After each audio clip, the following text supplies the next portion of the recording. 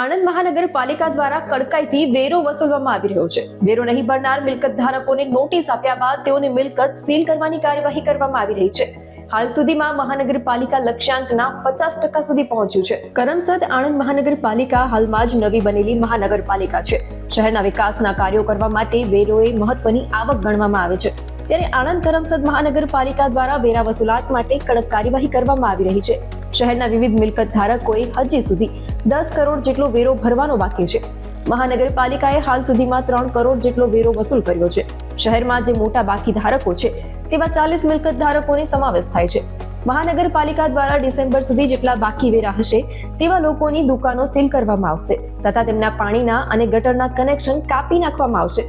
આ વર્ષે પાલિકા દ્વારા 8 કરોડનો વેરો વસૂલ કરવાનું લક્ષ્ય છે અને તેમાં હાલ સુધી 3 કરોડ વસૂલ કરવામાં આવ્યો છે.